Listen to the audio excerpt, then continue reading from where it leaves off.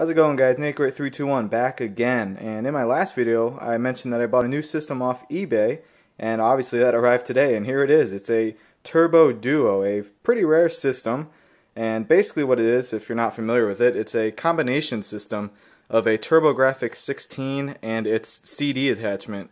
If you know what a CDX is, or a JVC XI, those were combinations of a Genesis and a Sega CD, and this is basically the same thing, but except for the TurboGrafx console. I've wanted TurboGrafx 16 for a while. I've never really found one that I liked. Obviously, if I had a choice, I would like the CD attachment, or even better, something like this. But these things can go for a pretty penny on eBay. These things, I'd say at least $300 loose. Could be more depending what it comes with, you know, controllers, games, power, and hookups, things like that. I got this one for a very good deal, significantly less than $300. But there's a reason I got it for that cheap, and that's because it's broken. It was advertised that way on eBay. Obviously, it wasn't a surprise. The seller said that it does not power on. And to me, there's a few things that could be wrong with it. I figured it'd be worth buying it because, honestly, I think the problem should be easy to find. And once you find it, hopefully it should be pretty cheap to replace. There's a few things I have, so we'll kind of run through some tests and see what we can find. I already did test it out on my TV over there. I tested it, it wouldn't power on, nothing came on. There's a little access light here that would light up. You know, that's kind of like what the Sega CD has when the CD unit starts going. That doesn't light up, doesn't blink, doesn't do anything. So obviously no power is getting to the system. I tested the power supply with my multimeter. It is getting voltage, so the power supply itself is fine. So it must be something internal in the system. So I figured we'll go ahead and open it up and take a look and see if we can't diagnose the problem. Alright guys, so here is the innards of the Turbo Duo. I already took the top part off of it, and to do that you're going to need a game bit screwdriver. It's a, I think it's a hex screwdriver. I'm not really sure what the proper terminology for it is, but basically it's just a specific size. A lot of old systems use it. I think Genesis games use it. It's a worthwhile investment if you're going to be cleaning up or fixing up old system and games. I mean, they're really cheap. You can get them for a couple bucks online, something like that. It's not too bad. But anyway, what I did was I looked for any obvious signs of, you know, leaking capacitors or things that were broken or things like that. And honestly, cosmetically, it looks pretty good. It's a little dusty, but that's sort of expected. But other than that, there wasn't any blown capacitors that I could tell.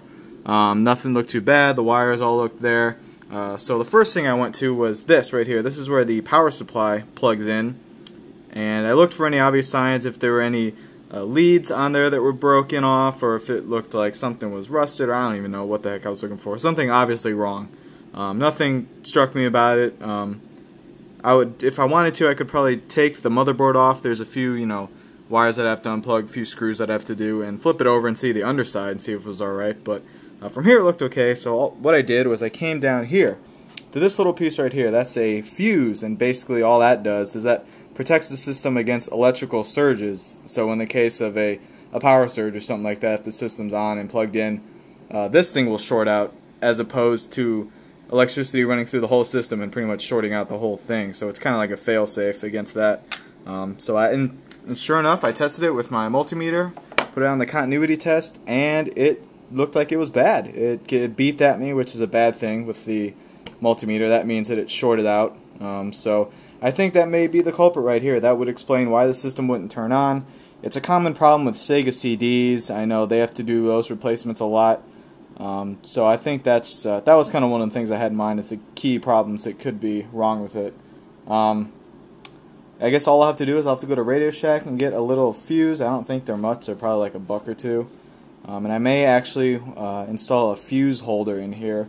It's not really a mod, but a thing you can add so it's easier to switch in and out fuses later if the same problem happens again. I've seen people do that with other Sega CD and XI systems before, so we'll check it out. So I guess next you'll see me with some supplies from Radio Shack. Whether I get that done today or tomorrow, who knows. But hopefully we've diagnosed the problem, and it will be a cheap, easy fix. And after a little bit of time and a couple bucks, I'll have me a very cheap, very good Turbo Duo system. So we'll see if this works.